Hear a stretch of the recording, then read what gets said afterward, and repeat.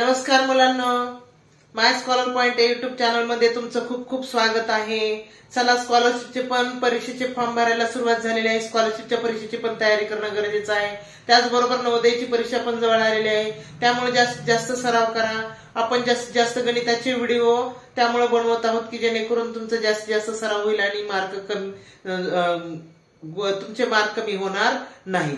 चला, आजच्या व्हिडिओमध्ये आपण परिमिती व क्षेत्रफळ यावर कशा प्रकारचे उदाहरण परीक्षेमध्ये येतात ते आपण पाहू। चला, पहिलं उदाहरण, 150 सेंटीमीटर लांबीची तार वाकवून एक बाजू 25 सेंटीमीटर असलेला आयत तयार केला तर त्या आयताची दुसरी बाजू किती असेल? तर पाय, या ठिकाणी एक तार दिलेली आहे, तिची लांबी दिली 150 सेंटीमीटर आणि ती तार वाकवून काय केलेलं, आयत तयार केलेला आहे आणि त्याची एक बाजू दिलेली 25 आणि दुसरी बाजू किती असं विचारले।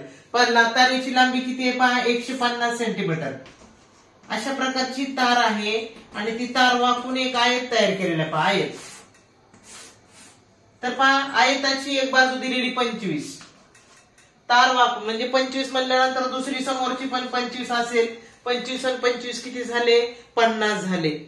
बघा, ही लांबी एका रुंदी हे माहित नव्हतं आपल्याला, म्हणून आपण इथं घेतलं होतं। तर पण लक्षात की बघा, 25 आणि 25 50 झाले, राहिले किती, 100। म्हणून आपण काय करू, इथं 50 घेऊ, इथं 50 घेऊ, 50 आणि 50 100 आणि दुसरी इकडे झाली 25 आणि 25। म्हणजे एक बाजू जर 25 असेल तर दुसरी बाजू किती असेल, तर दुसरी बाजू असेल 50। कारण आपण इथं सुरुवातीला घेऊन बघितलं होतं 25, पण 25 आणि 25 50 झाले, 100 उरायला लागले। मग 100 म्हणले 50, मग लांबी 50 असेल आणि रुंदी 25। उदाहरण बघा, एक चौरस आणि एक काटकोन चौकोन यांची परिमिती समान आहे। जर चौरसाची बाजू 16 मीटर असेल तर काटकोन चौकोनाची लांबी 18 मीटर असेल तर काटकोन चौकोनाची रुंदी किती? बघा, इथं काय दिलेले, चौरस आणि काटकोन चौकोन। काटकोन चौकोन म्हणजे आयत असतो पहा, एक लक्षात घ्या, म्हणजे एक चौरस आणि एक आयत यांची परिमिती समान आहे, यांची परिमिती समान आहे। म्हणजे पहा, यांच्या चारी बाजूची, या चौरसाच्या चारी बाजूची बेरीज जेवढी असेल तेवढीच आयताच्या चारी बाजूची पण बेरीज असेल। आता चौरसाची बाजू किती दिलेली बघा, 16 म्हणल्यानंतर आपल्याला लक्षात येते की त्याचं परिमिती किती येईल, 16 चौक 64। कारण 16 16 16 4, 16 गुणिले 4 म्हणजे 16 चौक 64 मीटर येईल पहा। आता तेवढीच परिमिती या काटकोन चौकोनाची, काटकोन चौकोन म्हणजे आयताची, त्याची लांबी दिलेली पहा 18।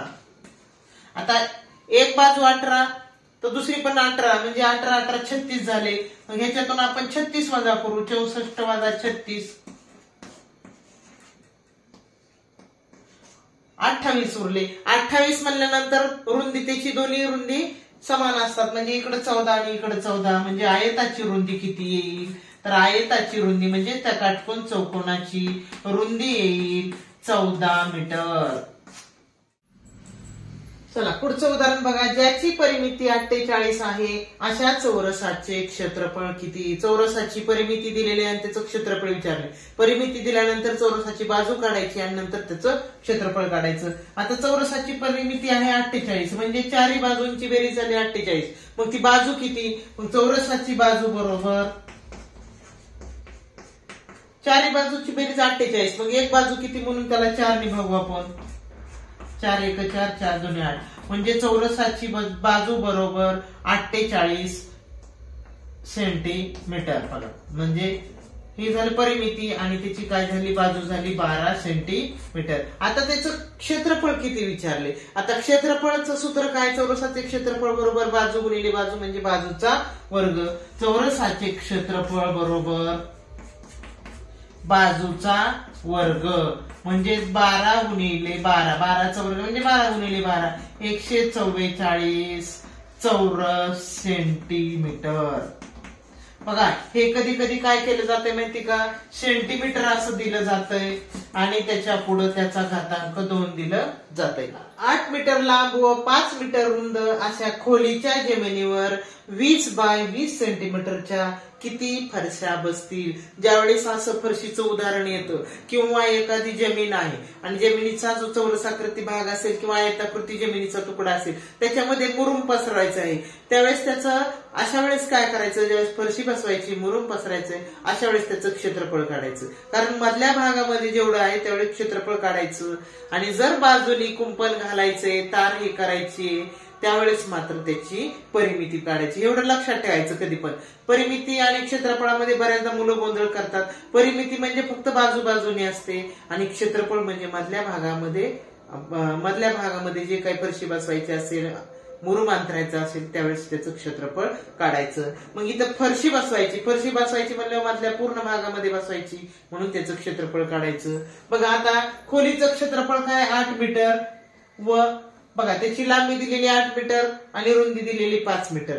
मग असं त्याचं क्षेत्रफळ काढायचं. पण फरशीचं क्षेत्रफळ आहे बघा, फरशीची जी लांबी रुंदी आहे ती 20 बाय 20 म्हणजे चौरसाकृती फरशी आहे. फरशीचं एकक आहे सेंटीमीटर आणि खोलीचं एकक आहे मीटर. त्यावेळेस सारखं एकक करून घ्यायचं. मग वरच्या आपण जे आहे खोलीचं ते मीटरचं सेंटीमीटर करू. 8 मीटर बरोबर 800 सेंटीमीटर. 8 मीटरचं काय केलं 800 सेंटीमीटर. आता 5 मीटर म्हणजे किती होईल 500 सेंटीमीटर. आता ज्यावेळेस असं फरशा बसवायच्या मुरुम अंतर त्यावेळेस काय करायचं, ज्यावेळेस खोली आहे जी मोठी खोली त्या खोलीचं क्षेत्रफळ भागिले फरशीचं क्षेत्रफळ. म्हणजे बघा फरशीची संख्या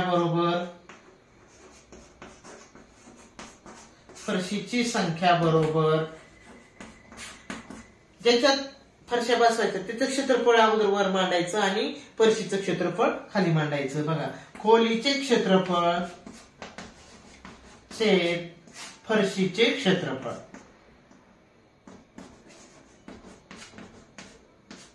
आता खोलीचे क्षेत्रफळ म्हणजे किती पहा 800 गुणिले 500 म्हणजे लांबी गुणिले रुंदी असते. बघा आयताचं क्षेत्रफळ काय असतं लांबी गुणिले रुंदी. म्हणजे लांबी किती दिली 800 सेंटीमीटर झाली आणि रुंदी किती झाली 500 सेंटीमीटर भागिले फरशीचं क्षेत्रफळ किती 20 गुणिले 20 म्हणजे 20 बाय 20. चला आता आपण ह्याला काटाकाटी करू. संक्षिप्त रूप देऊ. हे 0 काटला हा 0 काटला हा 1 काटला हा 1 काटला. बे 1 बे बे 1 चौक 8 बे 1 बे बे 2 4. तर पहा 0 5 2 गुणिले 500 म्हणजेच 1000. काय झाले हे फरशा. मग त्या खोलीमध्ये किती फरशा लागतील 1000 फरशा लागतात. 140 मीटर लांब 90 मीटर रुंद आयताकृती मैदानाला 3 पदरी तारेचे कुंपण घालण्यासाठी रुपये 3 मीटर दराने किती खर्च येईल. तर पहा या ठिकाणी आलेले पहा आयताकृती एक मैदान आहे आणि त्या मैदानाला कुंपण घालायचे आणि कुंपणाला 3 पदरी कुंपण घालायचे आणि त्याचा दर दिलेला आहे. बघा तर किती खर्च येईल असं विचारलं. बघा आयताकृती मैदान आहे त्याची लांबी रुंदी दिलेली आहे. तर त्याची लांबी दिलेली पहा 140 मीटर रुंदी दिलेली 90 मीटर. तर याला 3 पदरी कुंपण करायचे. एक लक्षात घ्यायचं त्याची परिमिती म्हणजे 1 पदरी कुंपण. म्हणजे अगोदर त्याची काय करू परिमिती काढून घेऊ मग आणि नंतर त्याला 3 निघून म्हणजे 3 पदरी निघल. आता ह्याची परिमिती म्हणजे परिमिती म्हणजे 2 कंसात लांबी अधिक रुंदी म्हणजे 140 अधिक 90 परिमिती. आता परिमिती काढू. परिमिती म्हणजे 1 पदरी कुंपण. एक लक्षात ठेवायचं. बघा 2 बेरीज केली याची आली 230. 2 गुणिले 230 म्हणजेच आली 460. काय हे मीटर ही झाली त्याची परिमिती. परिमिती म्हणजे 1 पदरी कुंपण. आता 3 पदरी म्हणलं की त्याला 3 निघून 3 पदरी. 3 पदरी म्हणलं की ह्याला काय करायचं 3 निघून यायचं 460 गुणिले 3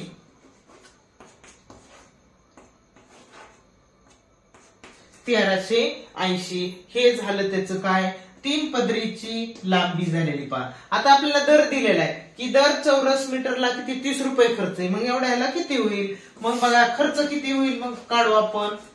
म्हणजे 1380 हे गुणिले 30 म्हणजे एका चौरस मीटरला 30 रुपये. तर मग किती चौरस मीटर अंतर झाले 1380.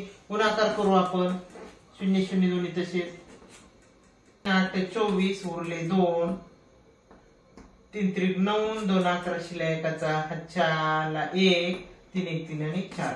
म्हणजे किती रुपये खर्च आला? 41,400. तर खर्च किती आला? 1,380 गुणिले 30चा गुणाकार केला तर 41,400 रुपये एवढा त्याला खर्च कुंपणासाठी खर्च येईल. उदाहरण बघा. 50 मीटर लांबी व 30 मीटर रुंदी असणाऱ्या आयताकृती बागेच्या बाहेरील सर्व बाजूने 5 मीटर रुंदीचा रस्ता तयार केल्यास रस्त्याच्या जागेचे क्षेत्रफळ किती असेल? आयताकृती बाजू आहे त्याच्या बाहेरून रस्ता करायचा आणि त्या रस्त्याचं क्षेत्रफळ विचारले. मग आपण सोडू. पहा, आयताकृती बाग आहे. एक बागेची लांबी दिलेली 50 आणि रुंदी दिलेली आहे 30 मीटर आणि या बागेच्या बाजूनी भोवताली रस्ता करायचा किती? आयताकृती बागेच्या बाहेरील सर्व बाजूने 5 मीटर रुंदीचा रस्ता करायचा आहे. म्हणजे इकडे 5 मीटर अशा प्रकारचा रस्ता, इकडे पण 5 मीटर असेल अशा प्रकारचा रस्ता आणि इकडे 5 मीटर, सगळ्या बाजूनी 5-5 मीटर रुंदीचा असा रस्ता तयार करायचा आहे. तर या रस्त्याचे क्षेत्रफळ किती असं विचारले. पहा, रस्त्याचे क्षेत्रफळ किती असं आपल्याला विचारलेलं आहे. तर एक लक्षात घ्यायचं, आपण जरी हा रस्ता केलेला आहे, आता ही रस्ता धरूनही बाहेरचं एक आयत तयार झालाय आणि आतला एक आयत तयार झाला. मग काय करायचं? आपण बाहेरच्या आयताचं क्षेत्रफळ काढायचं, आतल्या आयताचं क्षेत्रफळ काढायचं, बाहेरच्या आयताच्या क्षेत्रफळामधून आतल्या आयताचं क्षेत्रफळ वजा करायचं म्हणजे त्या रस्त्याचं क्षेत्रफळ येईल. तर पहा, आता किती होती? लांबीची 50 होती. तर इकडे 5 मीटर रस्ता झालेला आहे आणि इकडे पण 5 मीटर रस्ता झालेला आहे. म्हणजे किती झाली बघा? इकडे 5 आणि इकडे 5 म्हणजे ह्याची किती झाली? 5 आणि 5 10 वाढले. म्हणजे बाहेरच्या आयताची लांबी किती झाली? 60 झाली. आणि आता आतला आयताची लांबी रुंदी किती होती? रुंदी 30 होती. आता ती पण दोन्हीकडनं वाढलेली म्हणजे 5-5 वाढली. म्हणजे ह्याची रुंदी किती झाली? 10 वाढली. म्हणजे 5 आणि 5 म्हणजे किती झाली? 40 झाली. म्हणजे बाहेरच्या आयताची लांबी झाली 60, रुंदी झाली 40.